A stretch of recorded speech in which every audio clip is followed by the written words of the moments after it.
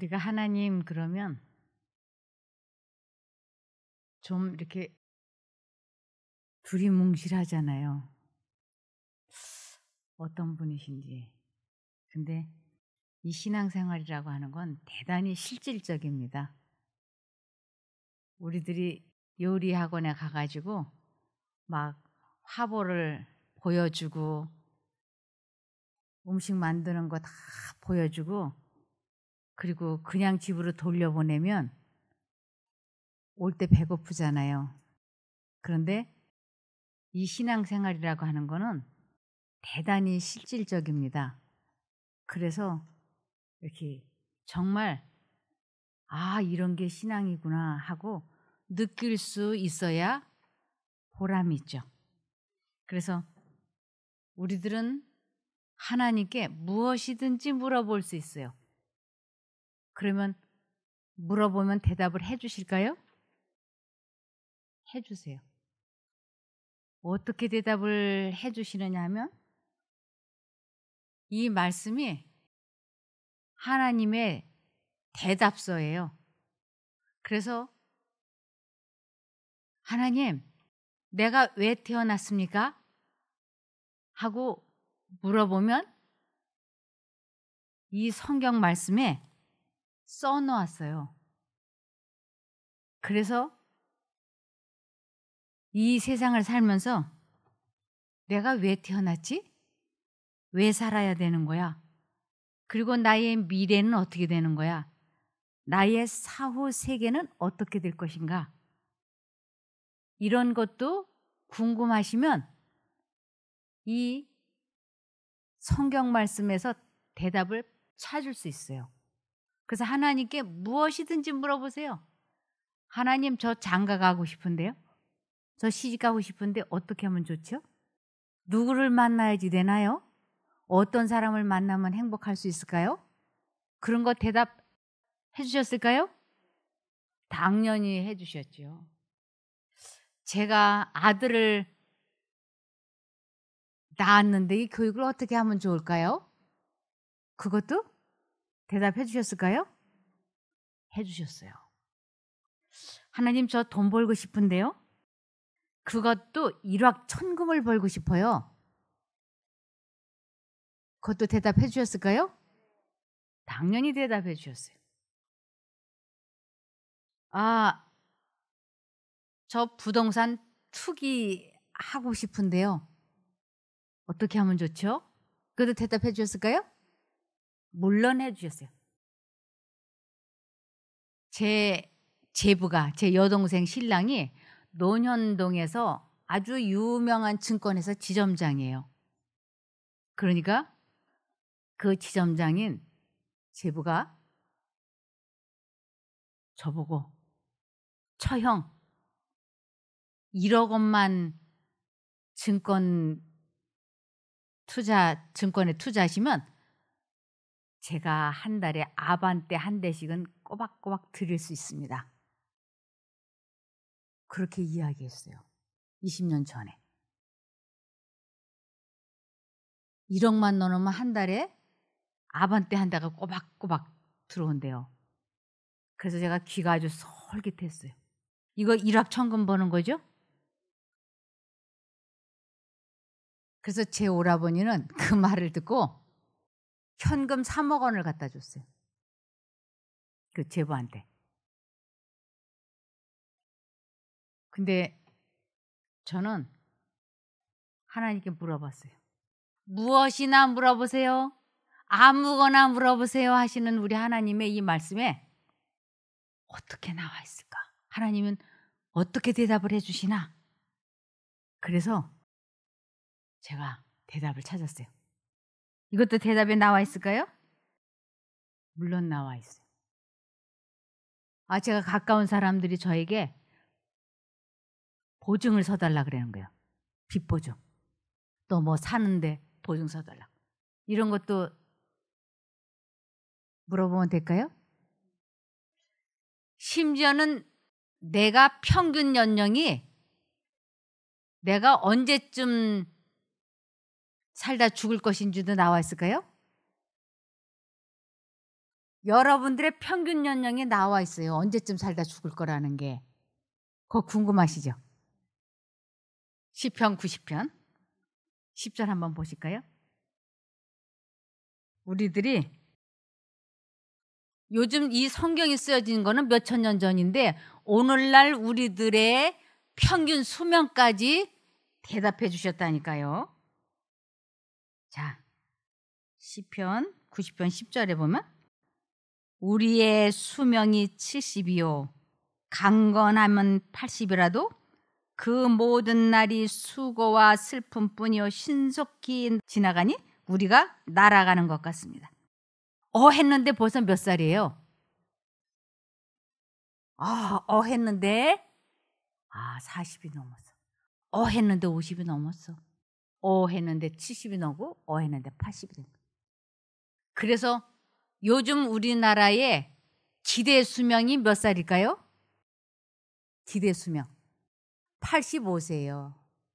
그리고 평균 수명은 78세예요. 이 성경이 얼마나 정확하게 답하고 있는지 몰라요. 그래서 이 성경을 젖혀놓고 이 세상의 지식을 아무리 많이 가져봤자 별거 아닌 거예요. 그거는 마치 무엇과 같으냐면 10억 원은 없어지는 거 아까워 안 하면서 내 주머니에서 10,000원 지금 없어지면 막 아까워서 벌벌 떨면 그 사람 보고 우리가 비웃잖아요. 아니 10억 원을 지킬 생각을 해야죠. 어떻게 10,000원을 지킬 생각을 할까 이렇게. 그러죠? 저희 손자 손녀가 세배하러 오면 제가 세뱃돈을 종류대로 나눠요. 5만 원, 10,000원, 5,000원, 1,000원 이렇게. 그러면 초등학교 들어가기 전 아이들은 하나같이 집어드는 게 1,000원짜리를 집어들어요. 자기가 쓸 수 있는 용량은 그거밖에 안 되니까. 그러더니 이제 초등학교 3학년, 2학년이 되더니 얘네들이 5만 원짜리 집어들 줄을 아는 거예요. 처음에는 그 5만 원짜리 집어들 줄을 모르고 하는 말이 엄마 할머니가 5,000원 줬어 이러더라고요. 5만 원짜리를. 그러더니 지금은 뚝 넣어놓고 필요한 대로 집어가라. 그러면 이미 초등학교 들어간 아이들은 5만 원짜리를 탁탁 찍고 초등학교 들어가기 전 아이들은 1,000원짜리를 한 장씩 집어가는 거죠. 얘네들이 무엇을 지금 몰랐느냐 하면 뭘 몰라서? 내 돈의 가치를 몰라서 5만 원짜리를 젖혀놓고 1,000원짜리를 집어가는 것이에요. 우리들이 이 세상을 살면서 우리가 지금 평균 수명이 70대예요.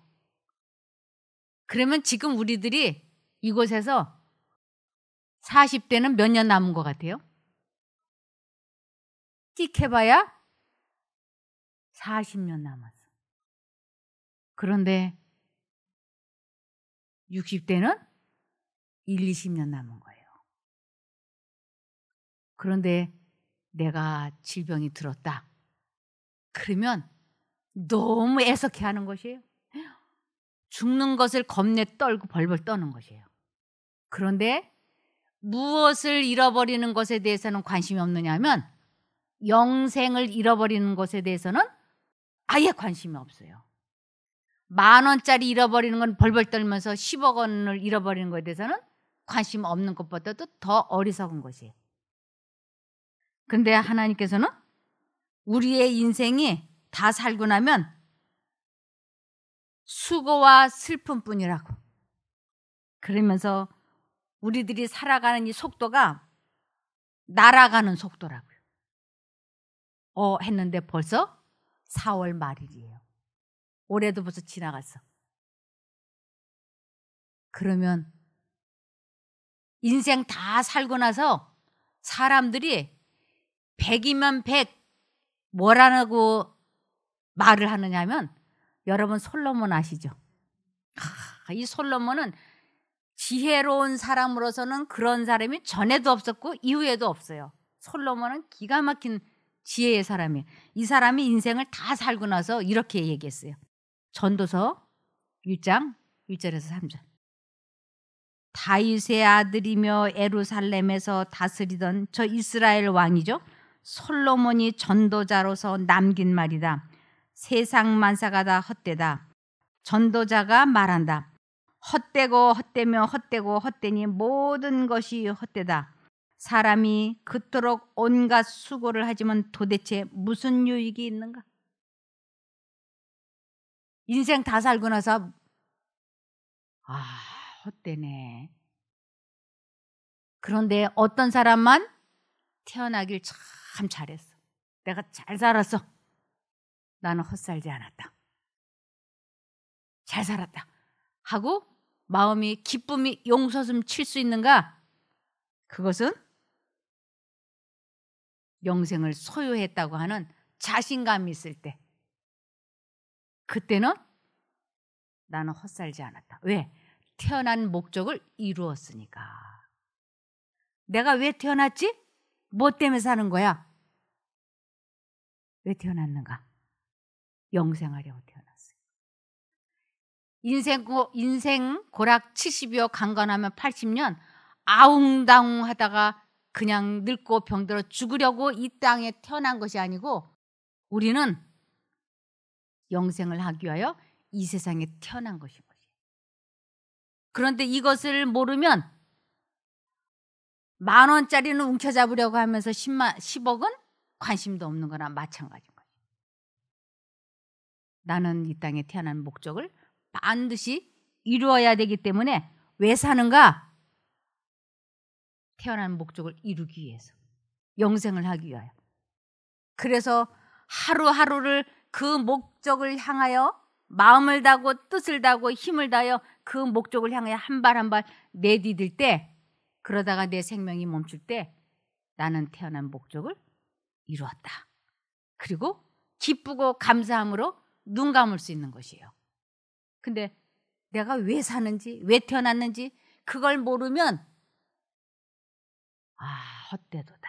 이렇게 기가 막힌 한심한 말을 할 수밖에 없는 것입니다. 그러면서 여기에 사람이 그토록 온갖 수고를 하지만 도대체 무슨 유익이 있는가? 얼마나들 애쓰고 우리가 살아남으려고 발버둥을 쳐요? 온갖 스트레스를 다 받고 위에서는 상사가 내리치고 밑에서는 치고 올라오고 이 가운데에서 월급을 받는 사람이나 월급을 주는 사람이나 이 세상의 삶 자체가 너무너무 고달프잖아요. 그런데 까짓 거 내가 이렇게 살 바에야 그냥 내가 사업을 하고 말자. 아니면 내가 이렇게 힘들 바에 내가 이 사업 그만두고 월급쟁이로 들어가자. 이런다고 해서 이게 내 마음대로 되나요? 이것도 하나님께 물어봐야죠. 이것도 내가 어떻게 해야 됩니까? 그랬더니 에레미야 10장 23절에 하나님이 대답하셨어요. 여호와여, 이건 하나님의 이름이 여호와예요. 여호와여, 내가 알기에는 사람이 자신의 운명을 다스릴 수가 없고 삶의 방향을 마음대로 조정할 수도 없습니다. 내 마음대로 되는 게 아무것도 없다라고 말씀을 하세요. 사람은 내가 병들고 싶어서 병든 것도 아니고 가난하게 살고 싶어서 가난하게 된 것도 아니고 부자가 되고 싶다고 아무리 노력해도 되는 것도 아니고 뭔가가 우리들의 인생을 좌지우지하고 있는 존재가 틀림없이 있다고 하는 것입니다. 내가 인생 이렇게 꼬이게 힘들게 살려고 계획하지 않았잖아요. 정말 혼신의 힘을 다해서 노력하면 뭔가 되는 줄 알고 살았잖아요. 근데 살아보니까 내 마음대로 안 된다고 하는 것이에요. 그러면서 왜 내가 오늘 이러한 처지가 되었지? 이것도 하나님께 물어봐야죠. 하나님, 내가 왜 오늘 이렇게 됐죠? 여기에 대해서 하나님께서 대답하십니다. 에레미야 6장 19절. 땅이여 들으라. 이 땅이여는 모든 사람을 의미하는 것이에요. 들으라. 내가 이 백성에게 재앙을 내리리니 이것이 그들의 생각의 결과라. 이것은 우리 각자가 생각을 한 것이라고 말씀을 하셨어요. 내 생각의 결과야.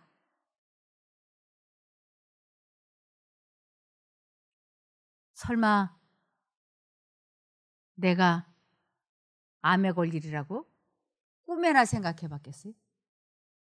설마 내가 이런 빚더미에 올라앉아서 고달픈 삶을 살게 될 거라고 꿈에나 생각해 봤어요? 그런데 어느 날 정신 차려보니까 우리들이 이렇게 파산도 하게 되고 이혼도 하게 되고 사별도 하게 되고 암도 걸리게 되고 별의별 일들이 우리들에게 다 일어나잖아요. 하나님 왜 내가 이렇게 됐어요? 거기에 대해서 하나님께서는 너의 생각의 결과라고 분명하게 말씀하고 계시는 것입니다. 그러면서 특별히 투기 사업 같은 거 하지 말라고. 부동산 투기. 제가 40년 전에, 정확하게는 36년 전에 부동산 투기 바람을 타기 시작했어요. 그런데 그때 제가 하나님께 물어봤어요. 하나님, 부동산 투기 해도 됩니까? 그랬더니 이렇게 대답하셨어요. 이사야 5장 8절. 가옥에 가옥을 연하며 전토에 전토를 더하여 빈틈이 없도록 하고 이 땅 가운데서 홀로 거하려 하는 그들은 화 있을지. 이 땅 가운데서 홀로 거하려 한다는 것은 부동산 투기하는데 이기심이 가득해가지고 하나님과 관계없이 이 세상을 살아가는 것을 이 땅 가운데서 홀로 거하려 하는 그들은 망할 거라. 제가 이 성경 말씀을 들으면서 하나님께서 하지 말라고 했기 때문에 제가 그날 그 시간부로 그만둬버렸어요. 하나님께서 하지 마라 할 때는 그냥 이유를 불문하고 안 하면 되는 것이에요. 근데 그게 안 돼요. 하고 싶은 생각이 계속 들어오는 것이에요. 그래서 하나님을 왜 믿느냐? 무엇 때문에 하나님을 믿느냐? 그러면 하나님 잘 믿으면 건강하고 돈 잘 벌고 복 많이 줄 것 같고 나중에 천국에 갈 것 같고 그래서 하나님을 믿는 그 수준의 신앙이 아니에요.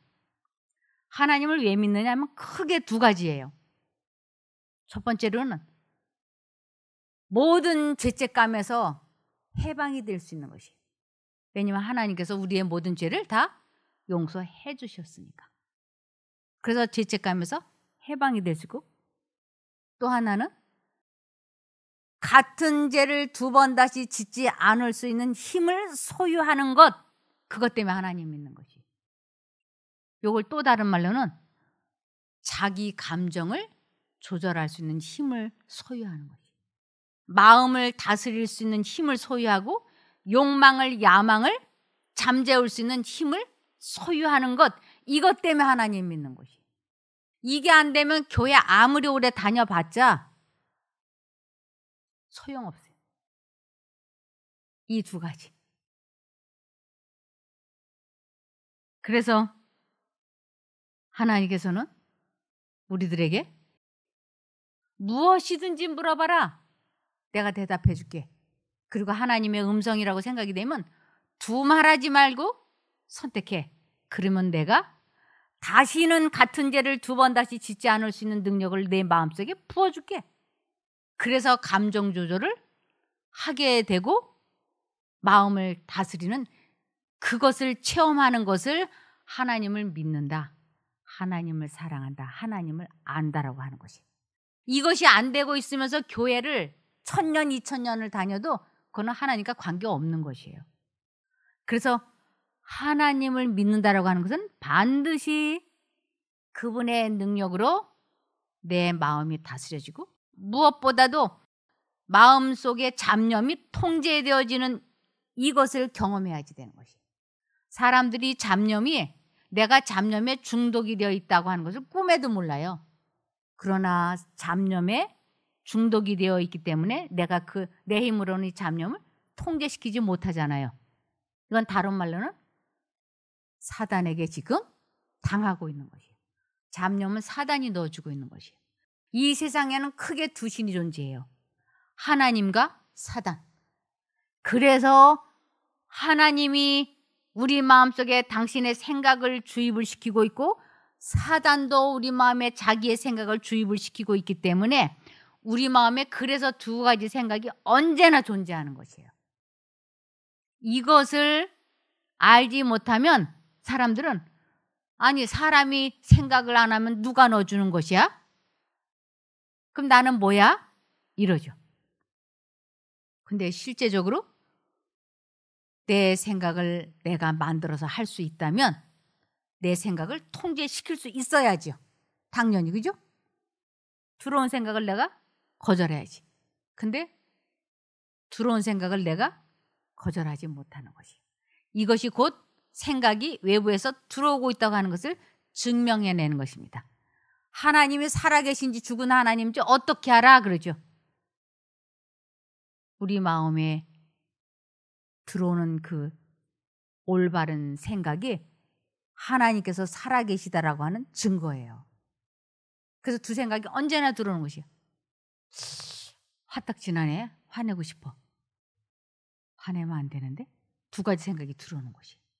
그럴 때 하나님을 불러보세요.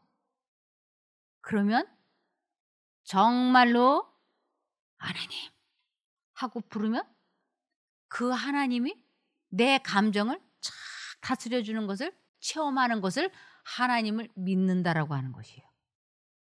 근데 이것을 모르고 교회를 다니면 절대로 뭐가 안 바뀌느냐면 성격이 안 바뀌는 것이에요. 그래서 교회는 막 모태교인으로 80년 70년 다녔으면서도 화낼 때 보면 안 믿는 사람하고 하나도 다르지가 않는 것이에요. 이거는 지금 하나님을 성경에서는 믿지 않는 거라고 말하고 있는 것이에요.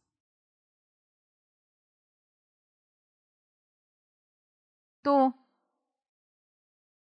사람들이 하나님을 믿는다고 하면서 이 세상 것이 너무 좋아요. 제가 부동산 투기 하고 싶었는데 하나님께 아무거나 물어보세요. 무엇이든지 물어보세요 해서 물어보니까 그거 하면 안 된다 그러잖아요. 그래서 그만두었어요. 그랬더니 이번에는 제가 일확천금이 벌고 싶은 거예요. 돈을 그냥 확 한꺼번에 일확천금. 증권에 투자하고 싶은 거예요. 아주 기왕에 투자하는 거 그때 당시 아반떼가 한 대가 600만 원 했어요.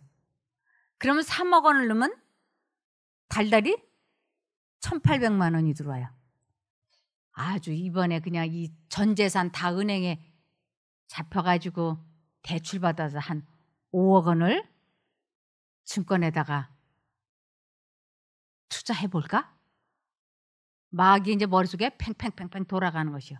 아반떼가 5대, 2대, 5대, 6대 이렇게 막 머릿속에 팽팽팽. 이것도 하나님께서는 물어보세요 그러잖아요. 그래서 하나님께 물어봤어요. 잠언 28장 20절. 충성된 자는 복이 많아도 이 충성되다는 건 하나님께 묻고 하나님의 뜻대로 사는 것을 충성된 자라 그래요. 충성된 자는 복이 많아도 속히 아주 일확천금을 확 벌고 싶어 하는 거 속히 부하고자 하는 자는 형벌을 면치 못하리라. 형벌, 큰 손해가 나는 것을 면하지 못할 거라고요. 그래서 이거 증권에 투자하면 안 되겠네. 그래서 제가 증권에 전혀 투자하지 않았어요. 그랬더니 제 제부가 처형 제가 잘 이렇게 해서 내가 지점장 아닙니까? 그러니까 제가 잘 해주니까 처형도 한 1억만 저한테 맡기세요. 그럼 제가 이렇게 잘 굴려드려서 불려드릴게요. 네, 하나님께서 하면 안 돼. 그래서 저 솔직하게 이야기했어요. 하나님께서 하지 말라는데. 아니 그런 말이 성경에 어디 있어요? 아 성경에 있어요. 아이 무슨 처형은. 나도 교회 다니지만 근데 그런 구절 한 번도 못 봤는데. 디모데전서 6장 10절에 돈을 사랑하는 것이 온갖 악의 뿌리가 됩니다. 이것을 가지려고 열망하는 사람들이 믿음에서 떠나 방황하다가 많은 고통을 당하고 마음의 상처를 입습니다. 이 돈을 짧은 시간에 확 벌고 싶어 하는 것이 요즘 세대 사람들의 일이에요. 그래서 제가 투자 안 했어요. 제 친정 오빠는 투자했어요. 3억원. 아 그런데 달달이 아반떼가 온다 그러더니 석 달이 지났는데 깜깜무소식인 거예요. 그래서 제 오빠가 물어봤어요. 자네 아반떼는 달달이 석 대씩 내 통장에 넣고 있나? 아유 형님 이 증권이라고 하는 건 오를 때도 있고 내릴 때도 있고 그러니까 그냥 느긋하게 마음 잡수세요. 제가 누굽니까? 이 증권회사 지점장인데 믿고 기다리세요. 알았네. 넉 달이 됐어요. 아반떼 한 대는 주는가? 아 형님 기다리세요. 오를 때도 있고 내릴 때도 있고. 그래서 제 오빠가 이거 낌새가 이상하다 해가지고 자네 그 통장 좀 보여달라. 안 보여주는 거예요. 왜 안 보여줄 거예요?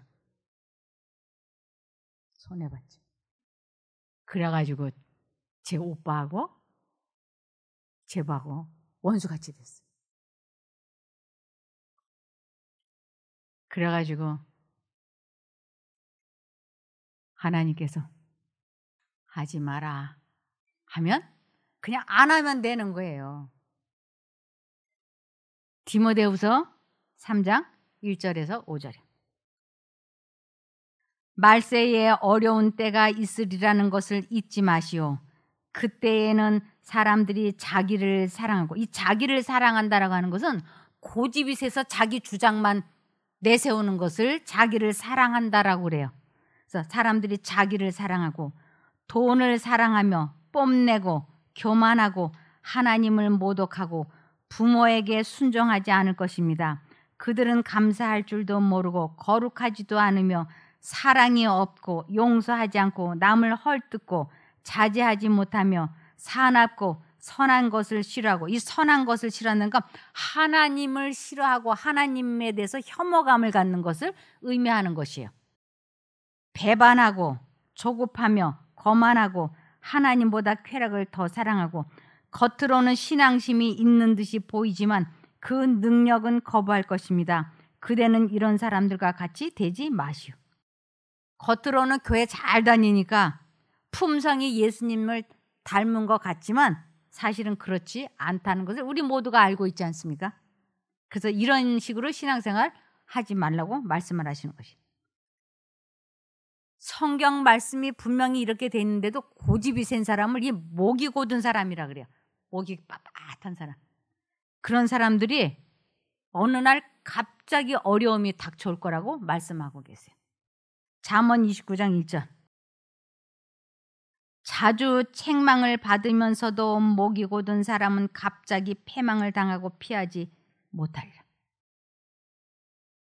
이 책망을 받았다라고 하는 것이 뭐 누가 이렇게 막 충고하고 야단하고 이게 아니고 양심 가운데 아 내가 지금 이렇게 살면 안 되는데 내가 지금 이건 뭔가 잘못된 거 아닌가?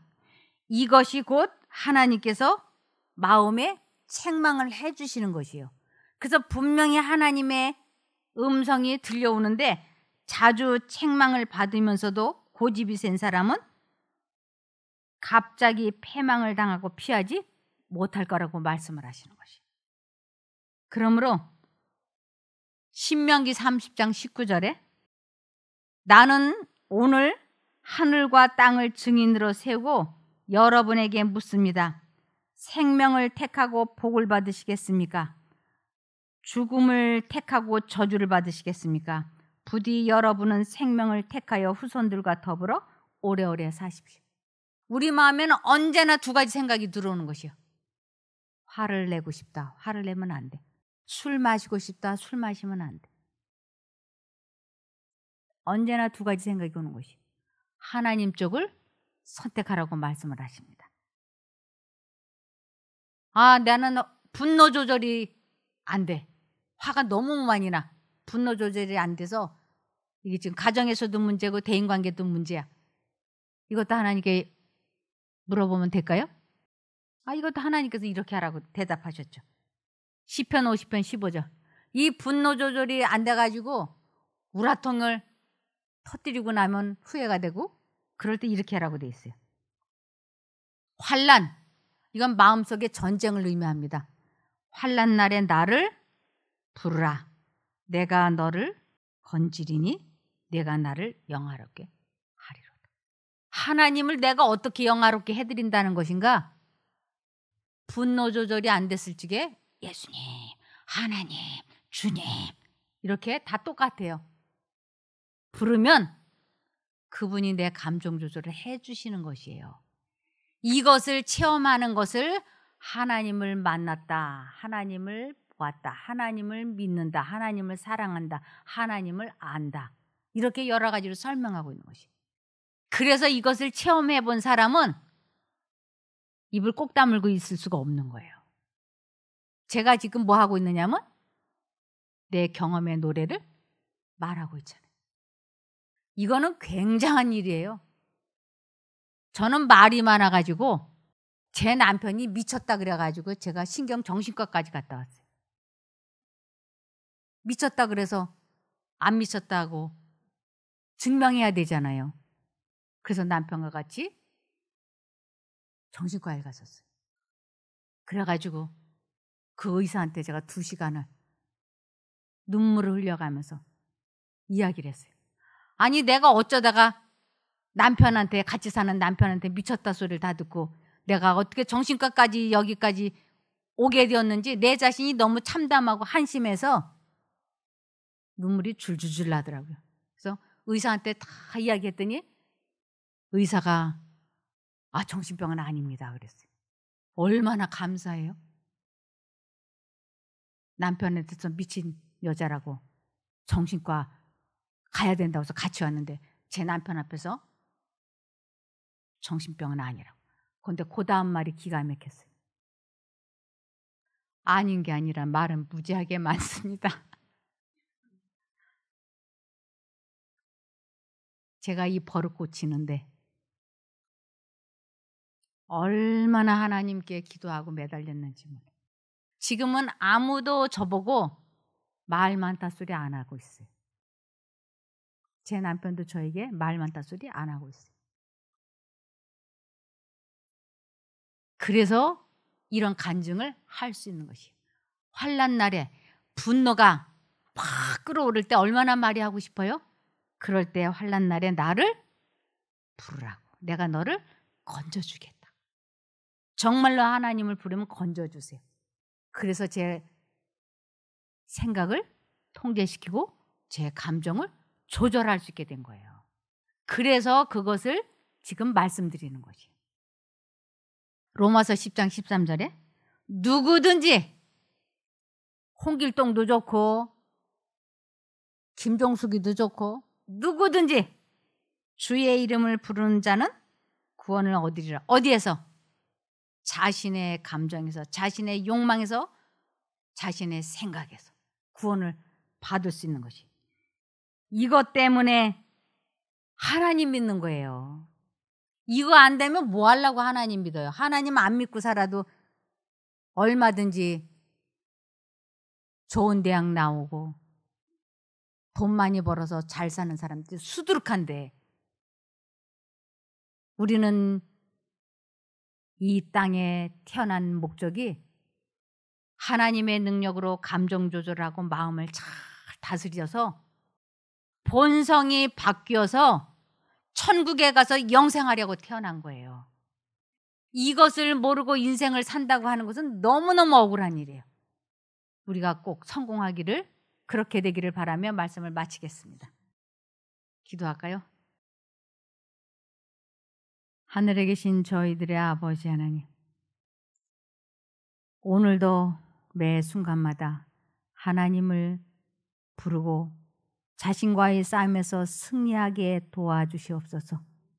마음에 하나님께서 주시는 깊은 평안으로 병이 회복이 되고 사람과의 관계가 회복이 되어서 행복한 저희가 되게 도와주시기를 예수님 이름으로 기도합니다. 아멘.